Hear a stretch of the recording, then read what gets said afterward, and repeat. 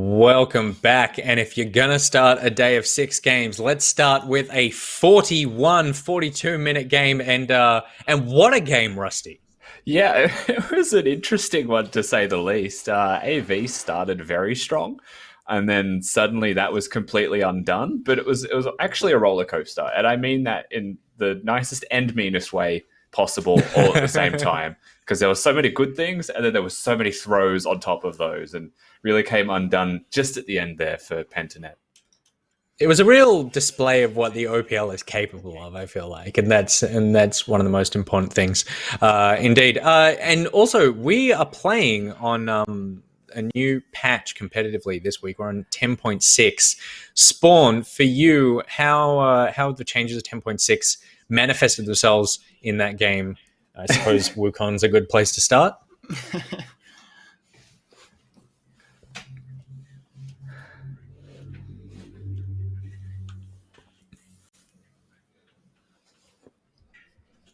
Hey guys, apparently I was muted.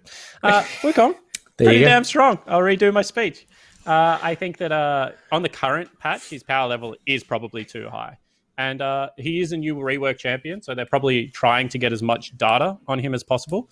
But I think that just given the Blade of the Ruined King buffs, as well as the fact that he is incredibly strong, makes his itemization way too smooth. And he's very, very good, as we saw Dragku in the last game show. Yeah, the thing with Wukong, and like to put it simply, is he kind of has like the Azir treatment, where he just has so much stuff. Like at a certain point, you've just given a champion too many things, and that was what they started to remove first on Azir before nerfs and buffs really came through. Like as an example, with his E, the clones that he throws out can block abilities. Like that's like this random thing that you don't know until you see it. You're like, how did I not hit him? Like, why is that there? Right? And that actually kind of exists with all 4 of his spells right now. It's just actually pretty crazy, and why a big part, in my opinion, of why the champion's so strong is like no one knows like the depth that he has. It's not only that, he scales off everything, right? So he's like innately very tanky, but he scales off attack speed because it gives him his Q resets. He scales off cooldown reduction because his Q as well as his clone are just so powerful as abilities. And then he just scales really, really well off armor penetration as well because his base damage and auto resets are also really, really high. So he's one of these champions that he's like, he's not necessarily a stat check, but every stat that you could build on him is very useful on him, which makes him very difficult. Indeed. Skimdog, what else do you like in this patch?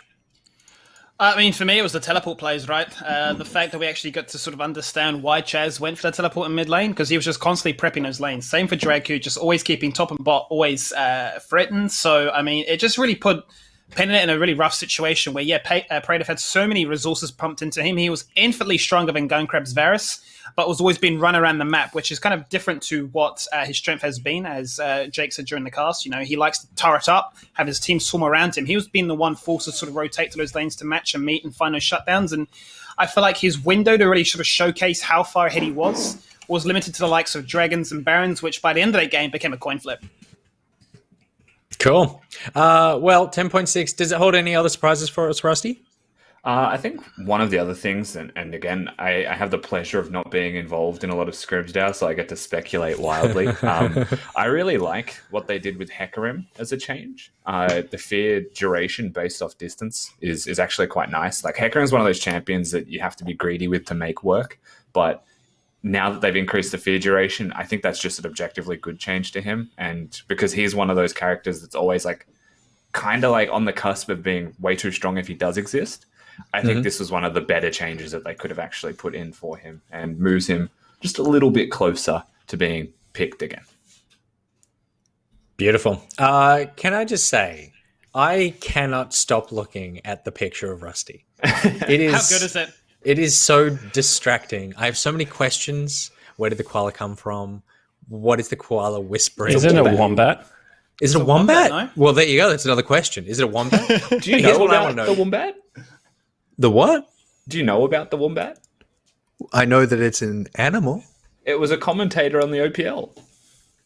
Oh, right. Okay, no, that was before my time, so therefore I don't care. Okay, well, I'm going to tell you about it now. During the Legacy versus Chiefs OPL Classico, Atlas and Rusty came up with an idea that they were going to put a Legacy jersey on a Wombat and a Chiefs jersey on a Koala, and that they were going to commentate the game. I thought it was disgraceful and brought the whole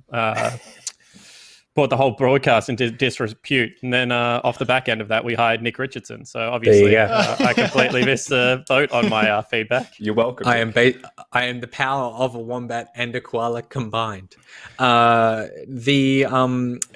I want to know though, obviously that picture is there because if there is a technical difficulty, like we've seen with Rusty, where there's some sort of issue with the camera, they have this as a backup. So I want to know what other pictures they've picked. Is there a way, production, that we can see, say, Skimmy's picture to see what there he is. Oh, Bold. Look at that hair. I preferred yesterday's version. That's a back very when weird you haircut. cared. Yeah, that's nice. What are you holding? Some sort of... Oh, I'm holding a looks like- kiwi. I think I'll get my right. hair I thought cut, that was a and then- wombat penis. I mean, it could No? be. No? It could be. It could be, but I think I was fresh off the boat, having just arrived in Australia by that stage, right? So I just decided to hold a Kiwi, hold on to my ability to remain patriotic, and then I couldn't even sing the Kiwi national anthem. So You run it couldn't. down. Go next. That was actually a surprising turn of events that none of us were expecting, and makes me think that you're some sort of double agent. Can we see spawns? Have we got a good one for spawn? Oh, that's a good photo. That's a great photo. The theme I here is look nice definitely there. holding objects. The theme is holding objects. Like, what you the do hell? look. I look so good. Yeah, you do look nice. Wait, face your left. Yeah, it's all gone downhill since then. Look at that. My God. And then, do we have one for me? Oh my lord! Never That's so good. Never disconnect. Good. You can't Come have on, that's internet exciting. problems. That's what we're looking for. That's where That's we your came new here. screenshot. No, that's your new display pic. I didn't get. It should be. I will absolutely change that. I didn't get the print screen in time. That was a proud moment. That was the beginning of something special between me and Juves. All right, good. I'm glad that we have the technical difficulties sorted. Can I just also say, Skimmy?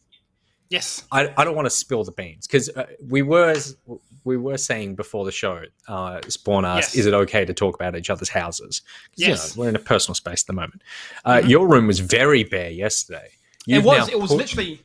Yeah. It was blank. It was completely white. So I had all my stuff from when I moved to New Zealand still in bags. Like I used to have on this big like cork board with like pins and stuff. So I used to have that, and then I just put it onto a bunch of bags. I'm just never bothered to decorate. I never sort of need to. I was like, well, only I get to see this room. Who cares? And That's then right. when we did the rehearsal yesterday, I was like, yeah, my room kind of looks like a mental asylum. So I decided to put up a bunch of places I've visited, jobs I've done, things I've achieved in my life. I think it's like really good to check in with yourself once in a while and not be full of negativity. Can I, not to be negative, can I just make a small suggestion? Just like What? a decorative tip? that you should move the pictures further towards the wall because you're sitting in front of them, and so therefore we can't see them. That's You what I have was gonna decorated say. as a but man, that's it. not thinking Because- about the camera. I want this to be the focus. Me. Me. Yeah, right. I don't care about But otherwise it looks that's like the you... past. Otherwise, it looks like you only own one shirt and you hang it up on your wall. No, but see, the focus should be on me, right? It's like that analogy. What do they say? Like the rear view mirror is small because that's the past because you only want to look at it every so often. I that's want to be good. looking forward. I want That's to be looking good. at you. Okay. I can pay Yeah. that. That's You- good. do you like that? And Rusty, can we get the camera on just for 1 second? I'm fine to tank the audio. I could try. Yeah, I might lag though. I've turned it on. I don't know if it's. There we go. There was a new bedspread that got revealed to us yesterday. That was my grandma's. Big fan of that quilt pillow. covers. How good are they? It's fancy. Look at that. Ooh. My God. Can we Speaking just, of- I feel Yeah. really Spawn. left out that I don't have a bed in my room, that I actually just have a room that is designed to have a PC in it without a bed. I obviously have missed something where beds are quintessential for streaming setups, so I apologize. So where do you sleep while the games are on? I don't think I stay engaged with my job and my audience. No, that makes sense. You're a consummate professional. Next game, of course, is Direwolves versus Gravitas. Spawn, the Dire Wolves pretty close to a order competition at the moment.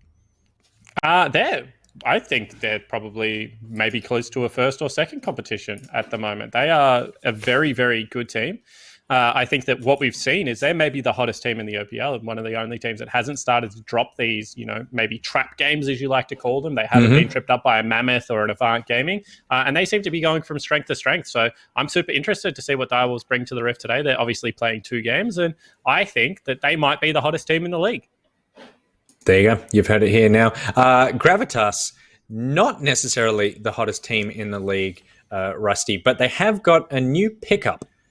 Yeah, they've actually brought back Pabu into the mix. So the pride of the OPL has returned. I think it's pretty exciting to see him back. But at the same time, I always hold my reservations on Week 9 changes to teams and what that will really be able to do for them. In saying that, in my mind, it's a real top laner. And I think that's very exciting for Gravitas because they've been using their mid laners and their coaches have said he's been auto-filled since the start of the split. And also, at this point, you guys can just keep adding players until you have a small private school classroom worth of boys. It's just a lot of people going through this team. It's good to see Pabu back. Excited to have him on the broadcast. I know he was keen to get back on. So let's see how Pabu and Gravitas stack up against Direwolves for game number 2 and the Macca's Champ Select. Feeling the heat? Grab a pineapple or pineberry frozen Fanta mix at Macca's. With 36 flavours, it's the largest range in Australia. Grab one for only $1. A little goes a long way at Macca's.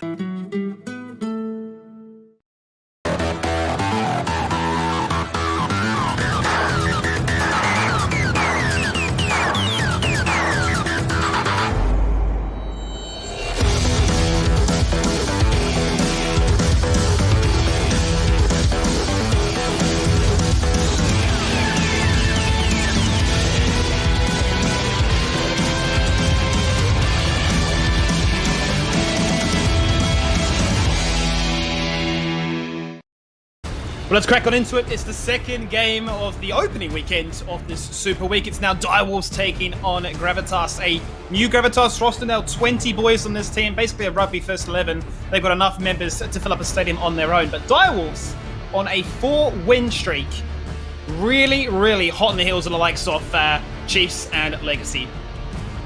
Sorry, I was completely distracted by my hair skimming. I'm not going to lie. That happens to the best of us. But that is certainly what is happening right now. Direwolves, the hottest of the hotness in the OPL. I think that this is a team that could potentially win it all. And I think that when you have a look at Gravitas, confusion is what comes to mind because they've made another 2 changes. K-pop out, Trashly going to be back in. And of course, no beats or nobody. It's going to be Pabu in the top lane. It's always been interesting to sort of see the different versions of this roster that come out and trying to understand if there's a narrative based on the opponent, based on maybe their own performance. Obviously, without knowing scrims and all the rest of it, it's hard to really make any point-blank, really assessment. But I'm interested to see if this is, quote-unquote, their strongest roster. Obviously, Pabu and Prayless, incredibly familiar with one another, right? Trashly is definitely coming to the fold of things and giving K-pop a run for his money, and Puma's always got Belong hot on his heels, looking to try and chase in a position. So maybe within the organization, there's a lot of competition to make sure, hey, I want to be a starting member here. Yeah, absolutely. I think that's going to be the case, but I'm just stumped by this pick ban phase so far because we see no AD carries targeted whatsoever at the moment, Skimmy. We do see a Wukong ban, which is good, but at the same time, they've prioritized Misfortune over Aphelios, and now Aphelios was tapped, but in no way do I think that he is the second strongest AD carry on the current patch. And Senna has just been ignored, and we've seen that Senna at the moment has got an incredibly high pick ban rate overseas, so this has been a bonkers champ select to me. It's almost like a mind game, right, of saying, look, we don't want to pick it, are you going to pick it? And the fact is, Gravitas have opened up with the very same bot lane that we saw before in the Misfortune and that Nautilus. Obviously going to have a very strong combo with the Cataclysm as well there from the Jarvan. So those 3 picks already showcase kind of what they're looking to aim to achieve. Maybe you throw an Orianna into the mix, possibly you go for a ban in that regard, but whenever Shock has been playing mid, he's never been too concerned about what he faces. It's always like, I am one of the best, hence why, they ban away his Cassiopeia. Yeah, I completely agree with that. I think that as far as the traditional control mages go, Shock is certainly up there with maybe the likes of Claire as the best mage players. They threw the gauntlet against each other. Claire missed one shockwave in the game that probably ultimately cost Chiefs the performance, but up until that point was doing a really good job versus Shock. This is a much more standard pick ban phase, however, than what we saw in game number 1, Skimmy. We got, traditional AD junglers going to be opening up room for some control mages in the mid lane. Maybe Human uses something like an Akali as opposed to a control mage if he feels like there's space against something like an Azir. But otherwise, beefy supports, gank-heavy junglers, and the highest damage AD carries that we can see in League of Legends. Oh, that's the Orianna ban that we were expecting to see, and the Syndra as a response, one that Shock has always found value in. Obviously, it gives you the ability to one-tap somebody, much like the Aphelios and Lee Sin are looking to try and achieve. And the Ornn, I mean, it feels like a bit of a 180 from the draft we saw beforehand, where the likes of Sep, Wukong, and Ornn are just going through or just being picked last. Yeah, and they get rid of some more side laners here. So Direwolves, in very Direwolves fashion, don't even talk about Are they going to do the Malzahar. Please don't. They aren't going to. So what I was going to say is Direwolves like to hide their solo lane picks. On the red side, that gives them a lot of power to be able to do so. Obviously, Chippies pulls rank here and says, I'm going to get the final counter pick, and it's going to be Shock instead of locking in an assassin. And we saw Human do this when he first joined the lineup, Skimmy. Yep. He said, okay, I'm willing to play the anti-carries into the carries. And they had no success with it. And then he started playing carries into the carries, and they beat Legacy. And now, again, we see him fall back to anti-carry into carry. And I just am very interested as to why Gravitas go that direction. Yeah, whether there's an evolution within the ranks of, look, I feel more comfortable in these champions now. I've sort of improved my capabilities as a player. I'm no longer sort of like that quote-unquote assassin one trick. Going to be interesting to see, really, sort of the performance as you highlight, if that is going to be much more strong than it was in the past. I mean, it's going to be a real skill check against the likes of a Shock LeBlanc. And now all of a sudden it makes a lot more sense, right? Because they need some more engagement, they need some more team fighting, because they're running a double AD carry setup. So Pabu going to be going towards Lucian. I think it's one of the first Lucian tops we've seen all season. Chippy says, okay, let's throw down, fight fire with fire. I'm going to go with a Camille. If you don't beat me in laning phase, every time I ult you, you're going to die. And I think that this is a very, very spicy draft. I expect action from nearly level 2 in all 3 lanes. Looks like we're going to get the double teleports coming out again from the mid lane, so whether or not that's going to have a significant appearance as we saw Chaz on Avant last game, but fact is, yeah, it's going to be Shock on LeBlanc. We're going to have a very strong lane across the board, quite honestly, and I feel like Direwolves, with their skills, their mechanics, and maybe just their overall strength, should have free on the map here. Yeah, absolutely. And I just want to touch on Pabu for 1 second before we get into this game, Skimmy. During the off-season, was playing a lot of jungle. I can see that there are some questions being raised in the chat. So he was queuing primarily as jungle, actually had a separate account that he got all the way up into Challenger, playing only jungle. Since the season has started, however, and he's gone back to being a little bit more of a streamer, top lane has been his primary role. So I'd say since the OPL started, we've gone 8 weeks into the OPL, so 2 full months. He has been playing primarily top lane. He does play primarily carry tops again. So things like Lucian, certainly in his wheelhouse. And I expect him to play a very aggressive style because that's what he's been playing in solo queue. And let's be realistic, they've only been able to scrim with him for 1 week. And in that 1 week, you should not try and change a player's habits. They should be playing around him. He's already got good synergy with Praylist from last year. So I expect this to be a heavy camp top style and allow Pabu to try and take over the top lane. Yeah, the dynamic duo returns. The love story continues here in the OPL. I guess the lovers duo of Rakan and Zarya kind of get by these two here. So I'm quite excited to see if that is the case and if it's the dream reunion, the dream start to this top lane. Obviously, the check is this gauntlet gatekeeping roster of these Wolves. The Direwolves incredibly strong and, as we highlighted before, very hot on the heels of the likes of Chiefs and Legacy, who have dropped games. And, Legacy have dropped games, as you said, to Gravitas. So you start to wonder, what kind of version of Gravitas are we going to get? And the consistency factor that we've talked about with these different substitutions that have come in, whether or not this Pabu rejoining in is that magic ace up their sleeve. Well, the thing is he has to be better in lane than both Beats and Nobody because he's a traditional top laner. But how does it impact that synergy? How does it impact the team fights? I guess this game go a long way to answering that. Well, we're going to jump into game number 2 very shortly. And as we do, we're going to jump to a quick 5-minute break just for competitive integrity.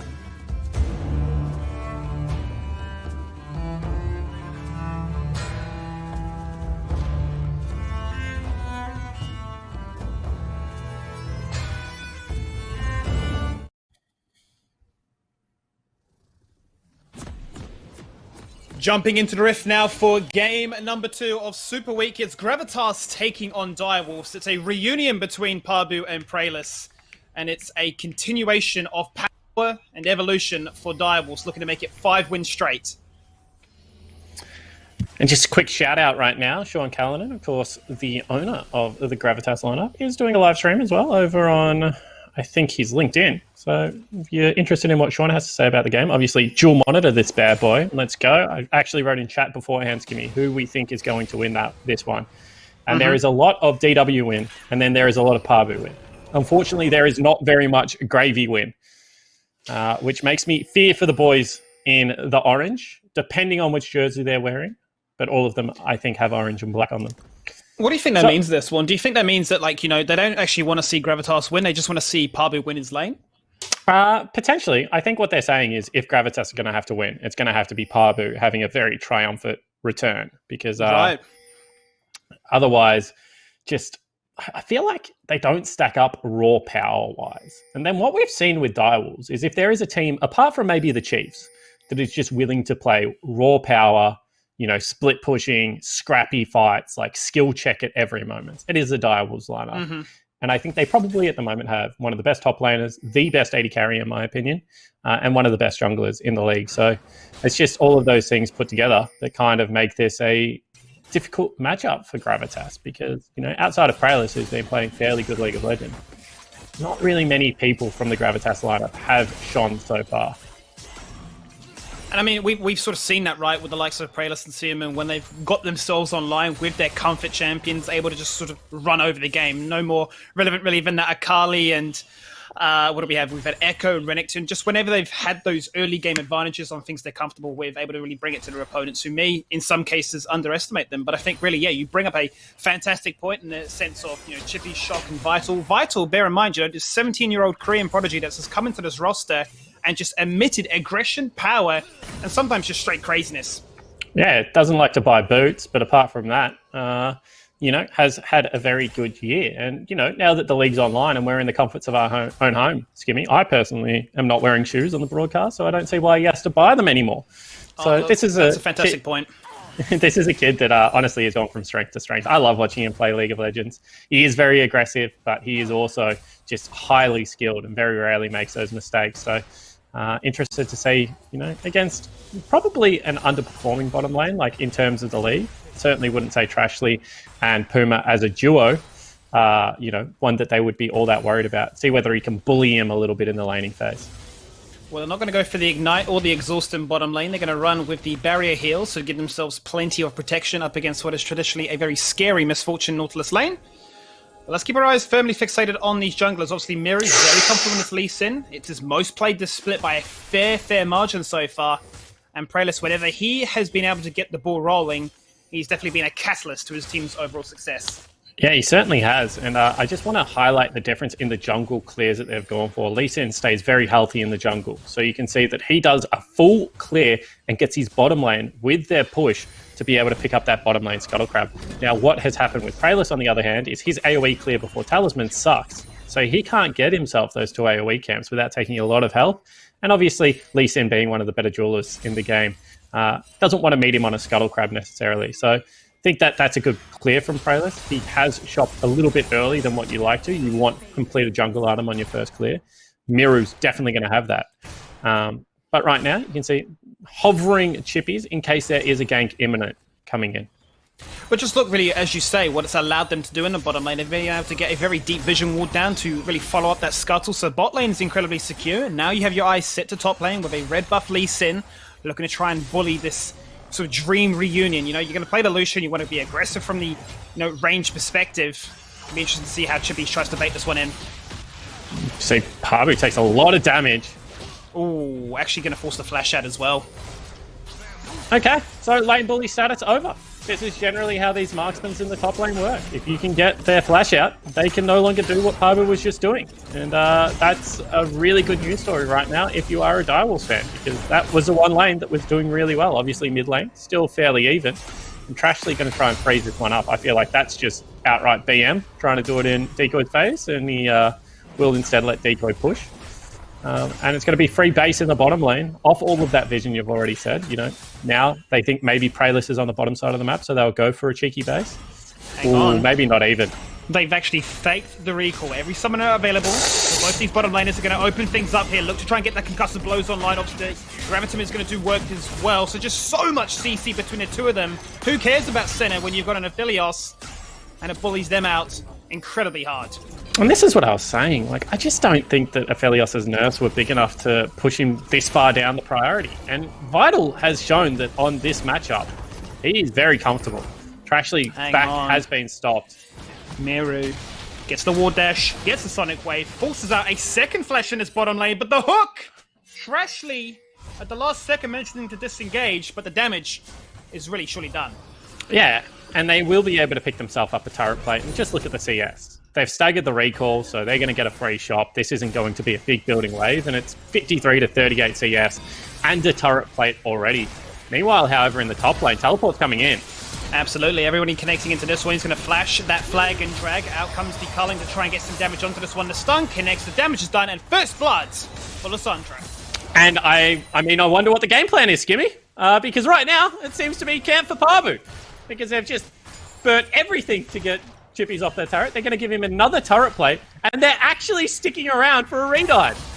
All the hashtag Pabu wins are coming online right now because he's going to get himself in with the flow of things. Miru tries to rock up to make that teleport from Chippy's fine value. He's not done just yet because he's obviously buying time now for Shock to come from the rotate. Even bot lane responding too as Decoy meets himself in mid. Top lane, it seems to be the focal point. It seems to be where the action is at. But we may just see a clean disengage. Yeah, and that's really nicely done from the Gravitas lineup, because bottom lane is a dumpster fire right now. However, that teleport has put mid lane in a great position, Skimmy, and top lane has well and truly been accelerated. You can see Pabu CS numbers, despite having to burn the flash early, are insane. 54 CS to the 34. Has done a really nice job up there. Has also gone and picked himself up some fruit so he can stay in the lane. And now a legitimate win condition for the Gravitas lineup emerges. I think this is what they've been waiting for all split. I think so too. That sort of sense of consistency and maybe that craziness factor of the fact that he's not afraid to play multiple different champions. Going to showcase the Lucian here, which is already a different sort of show of what Gravitas have been able to bring into the mix. But this is a guy very vocal on Twitter. He's definitely said, "Look, I'm not afraid to bust out the likes of Zillion, Janna, Volibear top lane." So I'm excited to see as we work our way towards playoffs, sort of how the Gravitas, identity really sort of shakes things up there in that top lane. And this is a great change for Gravitas if we can just think of it from an org's perspective. Parbu has represented Oceania at All-Stars 2 years in a row. He's certainly one of the more liked people within the OPL as well. He's a fan favourite, and I think that, it wasn't working beforehand. They had, I think, 3 or 4 wins, so it's not like this is a big risk to take at this part of the season. It certainly is a worthwhile gamble to take if you are a Gravitas GM or owner or coach or whatever the case may be. And now they're looking to fight for this dragon. Decoy might be in some trouble here. You know what you're getting, and right now it's Decoy that's looking like he's getting the battering end of an engage. The Cataclysm secures a double kill. Dragon started by Miru, but Dragon picked up by Prelus and Gravitas. And sometimes this is just all it takes in a lineup change. You just get a little bit more confidence. Parbu's going to be a big confident voice in the comms as well. And you can see that they're just willing to take these fights that I don't think we've seen Gravitas take in the past. And that's going to be another kill picked up for Human. This anti-carry play has certainly worked out much better than it has in the past. And you can see that they're willing to keep Parbu on that bottom side of the map so the teleport won't even be punished. We take a look at this one more time. Human's already left. He's on his way down to this play. He doesn't care about the creeps in the mid lane. And I feel like Decoy is just caught in no man's land between both Miru and Vital. No hesitation there from Prelus. Knows he has the damage with the red buff and the Cataclysm to be able to pick up another kill. And they're so far accelerated right now of where you would expect their composition to be. They are a skirmish-heavy, 4v4, 5v5 comp. And yet they're ahead at 9 minutes into the game.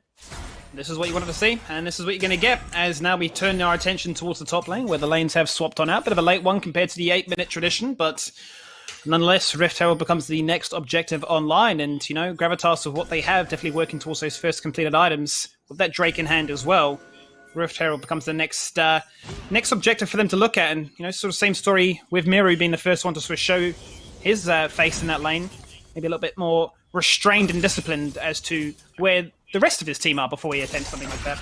Well, what's been happening is Miru has been getting to the plays on time here, but he's doing it at the sake of, costing himself a little bit of farm. And because Gravitas are playing respectfully and obviously playing pretty heavily around Prelus right now, Prelus is getting that additional camp.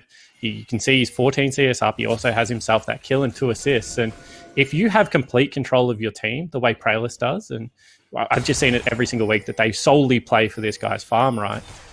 Then Miru will slowly fall behind unless these ganks start working. You can see already Cinderhulk pretty much purchased up. That means it's now Jarvan favoured, I would say, in the jungle matchup. He's not going to die one-on-one versus a Lee Sin anymore. And unless they can get themselves this Rift Herald, which is certainly a possibility because Prelus is on the bottom side of the map, Direwolves early game could be in shambles here.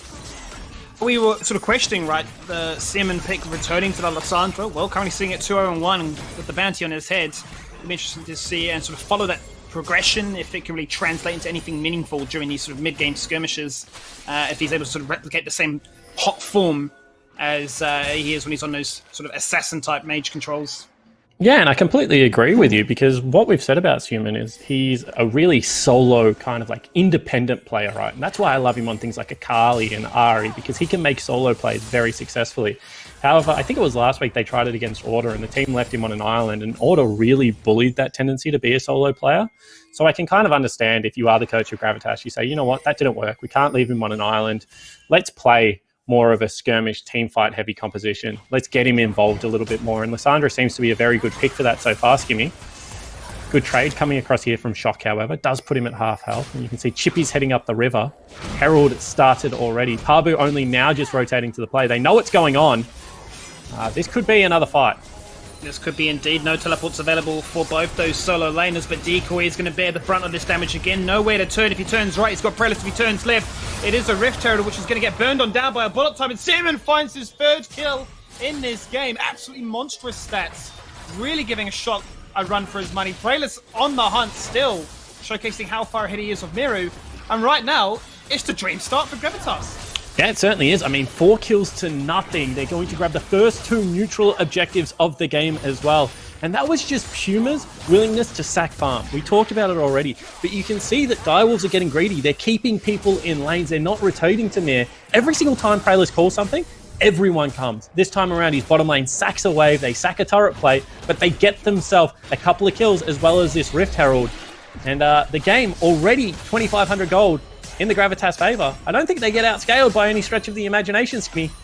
Game well and truly on right now. Direwolves about to fall into their first trap, it looks like. Yeah, it definitely seems to be that way, and we're going to jump back into this replay to get a better understanding, really, of how this all first sort of took place. Yeah, and this is just really great zone control from Praelis. They know that the solo laners are the damage threats right now for the Direwolves lineup. You can see that Vital hadn't even rotated across towards the Rift Herald, so they fight 2v2s. The jungler, who is very fed and very tanky at this point, creates enough distance that they can't follow. Human sees a window to be able to pick himself up a kill. Pabu was there as well. And Direwolves, unfortunately, looking a bit uncoordinated at this stage of the game. Yep, they'll be looking to try and stabilize things. Right now, Vital is the one that is still finding himself a lead in that CS department, but keep your eyes, once again, firmly fixated on this Lissandra. The amount of pressure, the amount of items now as an advantage over Shock's LeBlanc, if that can translate into anything meaningful. Top lane is where the action is right now, as the duo take down some turret plates to get themselves back into the mix of things, work towards further items. But the bottom lane is where Gravitas will trade things out for and find a better trade once again because the Rift Herald has been spawned. Yeah, I mean, it's an interesting trade for sure, because if Vital gets himself solo turret, then it's definitely in Direwolves' favor, in my opinion. If there is one area that you would say is stronger, it's definitely going to be the fact that they have an Aphelios, who late game is still pretty much uncontested.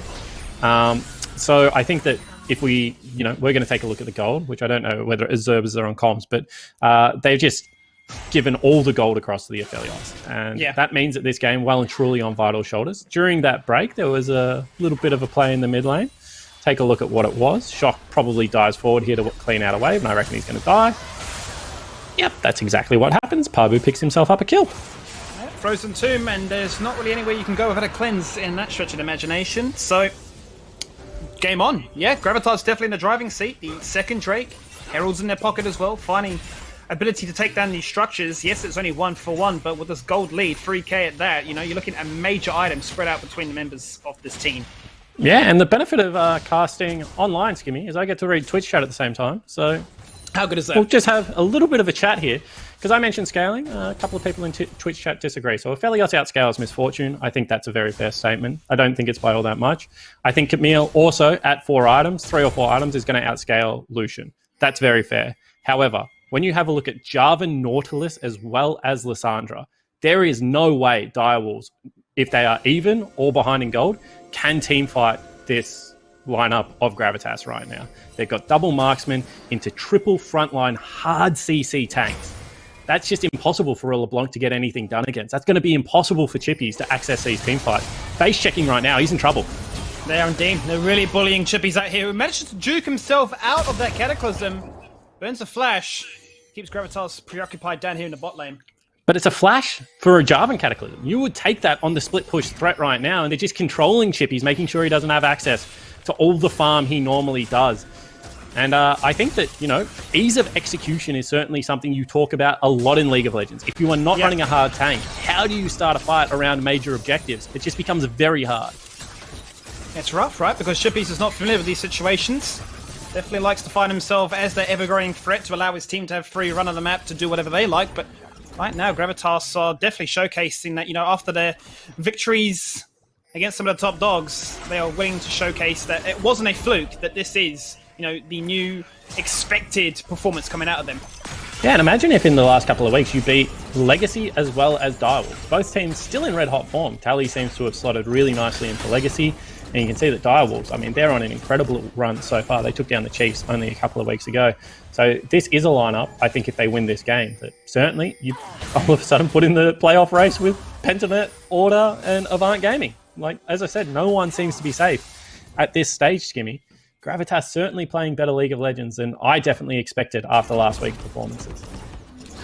Well, Direwolves still hungry for that first kill. They've got themselves still firmly fixated in this mid lane, working towards trying to take down that turret, which Gravitas have had the better exchange of so far. They've nearly taken it down, as Direwolves are bleeding structural damage. And this man right here on your screen, Pabu, yeah, definitely comes back into this roster, gets given the resources in the early game, able to find a significant CS lead as well. And yes, whilst Chippies has evened that out, like we said before, definitely not able to find this free roaming potential where he can sort of dictate single-handedly the 1v9 potential of this game. And I think what they've done really, really well is scout out this play here. Generally, when Chippies and Direwolves are behind, they will send Miru to shadow his lane. That's not something you often see in split push comps. Generally, what you'll see is the jungler sit mid lane, help the mid lane trio get control, and then with that control, you can either help LeBlanc's lane or help Chippy's lane. What we see constantly from Direwolves is they skip that step. They say, you know what, Vital, just challenge mid lane priority by yourself. That's probably why he's gone in early QSS, because he knows that he can get collapsed on something like Lissandra, and he's not going to have the protection of his Lease in there. And they're just giving all the resources to Chippies. That's why he has built himself back into CS League. You can see that they've kind of left Shock on a very deep island up in the top lane. And, Decoy moving down to Chippies, Miru moving down to Chippies, everyone hovering the superstar carry top lane. There's a reason they do that. It wins them a lot of games. But it will mean that these objectives will be quite hard to challenge for. And on top of that, if Chippies doesn't have flash, he probably doesn't have all that much kill threat onto anyone in the side lane at this stage. So I like the strategy from Gravitas right now. Every time Chippies has flash available, you just throw a Jarvan at him and try and burn it again. So do you think it's fair to say then, given that we're going to be waiting for Chippies to have that flash up and available, maybe work towards that completed Trinity Force before Direwolves even look to try and mount a comeback and get that first kill on the board for them? Yeah, I would agree that right now that Chippies is probably going to be holding out for at least 2 to 3 item power spike. And Direwolves are a team. They keep the map big. And I talk about this all the time. They don't crowd around objectives. If you take an objective, they just keep pushing. You can see additional gold goes over now. They don't ever crowd them around mid lane. So the most people you're probably going to kill there is 2. The most you're going to get is probably maximum 1 turret. So they keep the map nice and big. They stop you from getting these aces at 20 minutes. I think that they played it the perfect game versus the Chiefs when they played with Cupcake, and then they made one mistake, made the map small once, and the Chiefs punished them. But they are really a smart team. However, Gravitas right now showing they're also smart. Dragon's just come back up and available. Mid lane turret 1 charge away from Herald. They're going to take the mid lane turret. They're going to look for the Dragon. And they're going to try and start forcing the Direwolves lineup to fight them around these objectives. Well, that's the item that we want to see come online now. Chippies will have that flash available in under 60 seconds. Trinity Force is complete and does have still that Tiamat. So if there ever was a world in which they were to contest, I don't believe it is just now. They'll probably be looking to try and contest when it comes to the likes of Soul Points. But with the map being an Ocean Rift, if they can achieve 4 of those on their side, well, wouldn't that be sort of the late game power spike dream turnaround? Yeah, and I mean, if you're Direwolves, that's the nightmare Dragon to be picked up, because you're running a 1-3-1 comp that wants to look for poke, wants to look for chip, and wants to have extended trades go in your favor. Well, you're not going to get that with an Ocean Shoal. You're just going to be continually chipping people down, but then they're going to be healing up with their pretty much free Warmog's passive skimming. And I think this game is becoming quite dangerous. Now, obviously, it's still only 2,000 gold, and Vital is still a monster. He's got an additional QSS over Puma at this stage of the game. He's significantly far ahead, still 1,000 gold up. So definitely not out of the woods yet if you are a Gravitas fan. But you can see that gold lead in the mid lane is really what it is all about. And that's the biggest thing once again, right? We've definitely seen it happen before in Gravitas where they've had a lot of resources into one single member, and it still begs that question, right? Keep your eyes peeled on this Lissandra. Will it continue to find these strengths as it did in the first 10 minutes? Or will it, if Direwolves keep given this sort of chance to sit back and relax, sort of get outscaled? And I mean, they picked up 2 Heralds, they picked up 3 Drakes, now they can always threaten the likes of a Baron. Sort of Gravitas saying, look, we want to sort of team fight you, we want you to be brought in whilst we are at the sort of peak of power. But look at the difference between these 2 teams, Skimmy. Direwolves always pressing forward, but you can see Lissandra has just let maybe 10, 15 creeps crash into her turret. Doesn't want to show on the side lane. Is worried that if she shows, then Lucian is going to get killed. So you can see he's actually hovering Parbu's lane. It's just a completely different game plan for these 2 teams. Parbu might be baiting this very nicely. Prayless is down here. Human, did he get spotted? No, he did not. So this could be the play of the game. It's going to be a collapse instantly into a Cataclysm. That's going to be the kick to get himself out of harm's way. Chippy's instantly going for that recall back to base. Insane with Parbu. The top laners are having none of it. And the gank attempt, it's just a cheeky hello. I cannot believe they didn't check that brush. You think about this for a second. Why would Miru be down there if Chippies isn't there? you need to check the brushes if you are the Gravitas lineup, because every single team knows that Direwolves does this, that they hover hard around their top laner. So as soon as you see Miru, and Miru once again has to burn the flash to get away from the Cataclysm, your spider sense should be saying, hey, the Camille is somewhere in the vicinity. But that's definitely not what happened. Well, both decide that they'd rather fight another day. And Gravitas, once again, sort of showcasing their strength, always running around this map, trying to keep these solo lanes in check, not allowing Direwolves to slow the tempo and keep them split up in that 1-3-1 that you've highlighted. And maybe going for a second attempt here at a kill as they turn their attention towards Shock. Miru, once again, in a great position to respond and protect. But Chippies will just be able to re-stabilize his pressure in the bot lane again. Yeah, and I think this is a really nice move from Gravitas. If you ever want to contest Baron, it's really important that mid and top tier 1 are down. You need those creep waves to give you very good vision over the two areas. And putting Human into Chippies is probably a good call at this stage. I think Chippies is starting to build kill threat onto the Lucian, especially with the ultimate available, especially with flash back up. So instead, puts Human into him. You know Human is so accelerated. He's got those 3 kills, as well as equal farm as the Camille right now. Same level. So I think this is much better lane assignments. I wouldn't be surprised to see, maybe Direwolves try and swap this back up, but then you have a teleport away from the Baron, which might be the next big objective. With Dragon back up, can you navigate it somehow? Maybe. But Gravitas, until they lose a fight, should be considered definite favourites to win this game now. I'm still very worried about Vital. He is 50 CS up now, and once again, a full QSS and a completed item over his counterpoint now. Rather disgusting. It really is. We had to see if Vital is able to achieve the dream kill combo with this lead, if he's able to get his team back into the mix of things. That's really sloppy from Puma. Because Puma's recall has been cancelled there, Direwolves probably know that they can take full control of this area. Yep, division. Which they and do. We've already mentioned that this next dragon and the snowball that it's going to create, if they are able to pick up the Ocean Soul, is going to be really, really damn strong for Direwolves. Not necessarily because they get one Ocean Dragon, sure, that's a big deal, but because they stop the 4th one going across to the Gravitas lineup.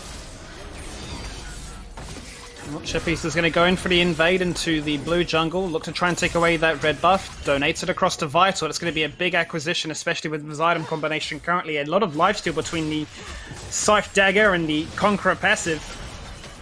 He has no healing cut to deal with at this stage, so if he can survive, he can definitely live to tell the tale and sort of exert his force in this game. And he's just got ideal gun skimmy. When you have a look at what he's got the lifesteal, yes, but he's also got the turrets. Yeah.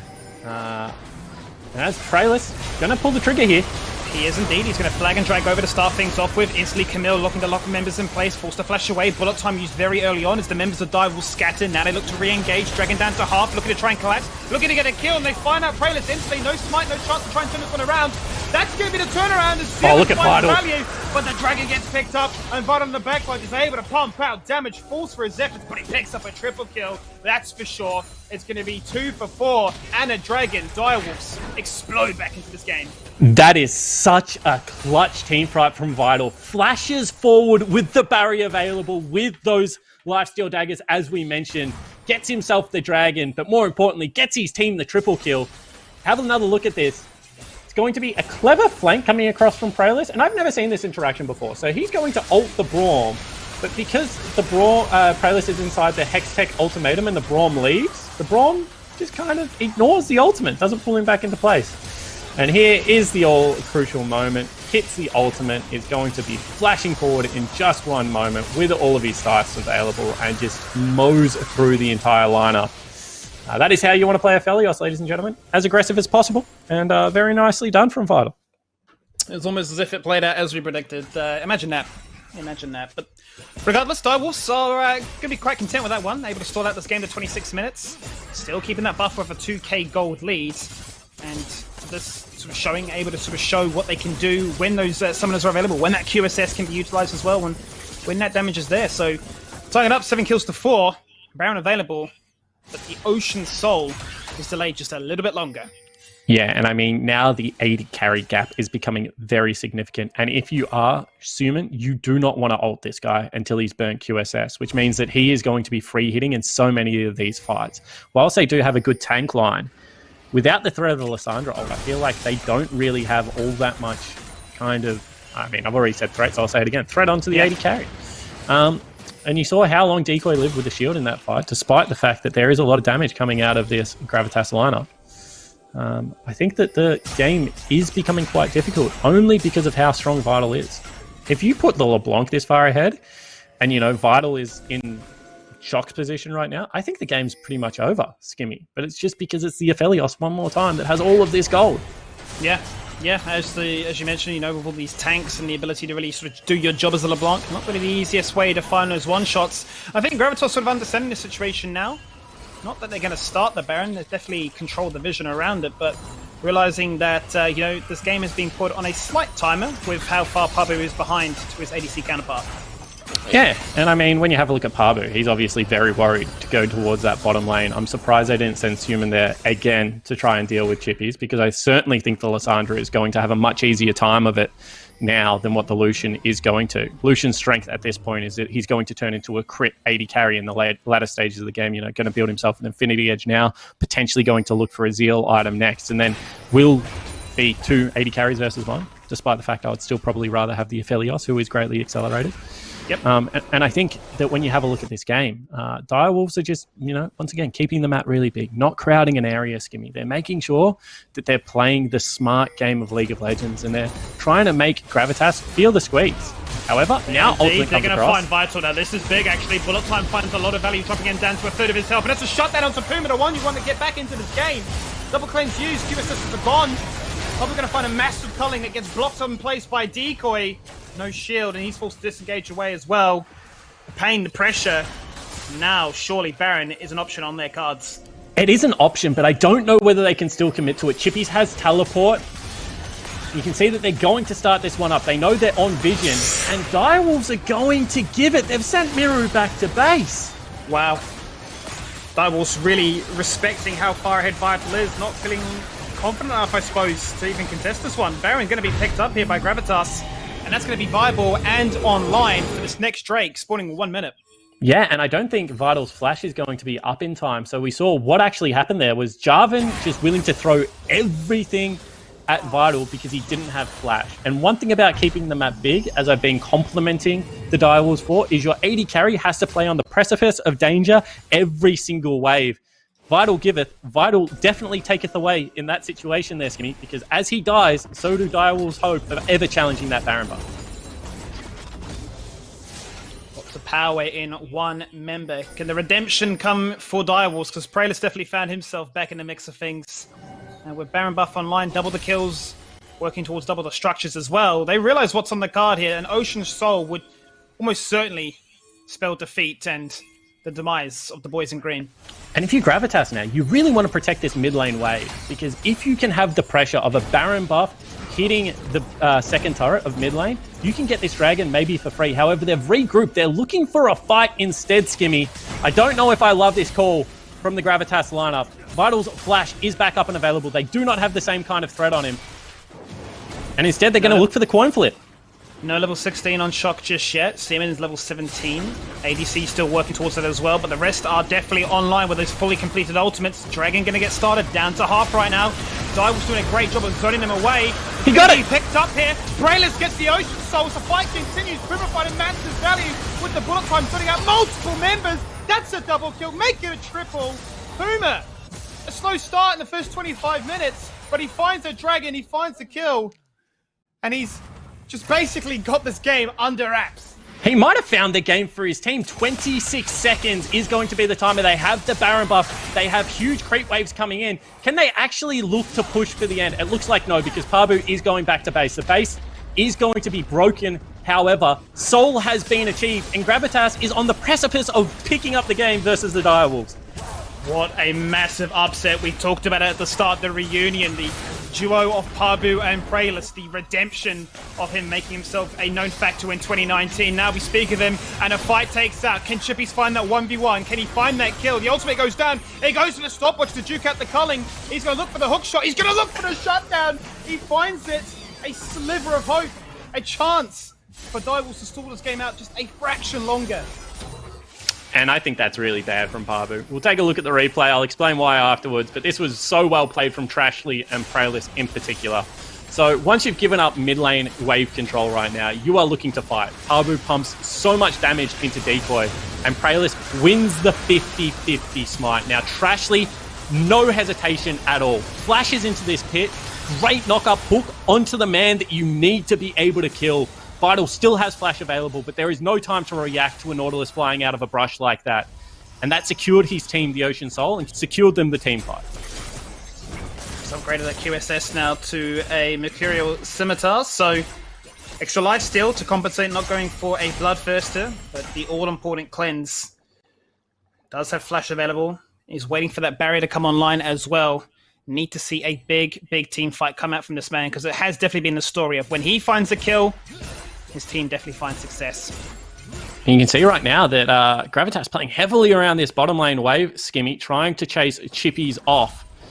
Chippies has himself a GA now. This is the 3 items that you need on Camille to be able to team fight, so he's certainly at that stage of the game. First to level 18 as well. You can see how much farm they funnel into this man.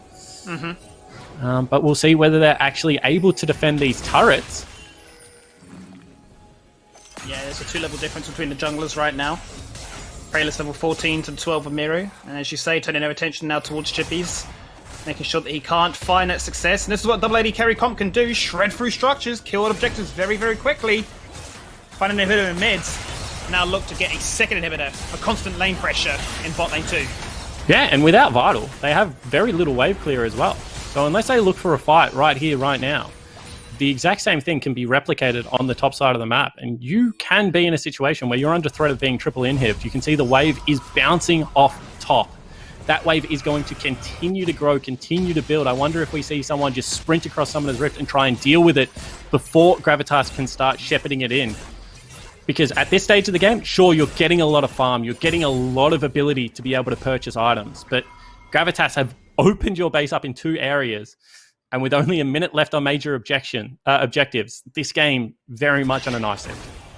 I'll tell you who will be objecting this defeat as it stands right now. It will be Direwolves, down by 6k gold. Baron in a minute, as you say. 2 minutes and 20 for the Elder. Whether or not that is even a condition to consider begs the question here. 2 inhibitors have fallen in a Direwolf space, constantly forced to deal with that, constantly forced to show their selves on the map, obviously responding to it.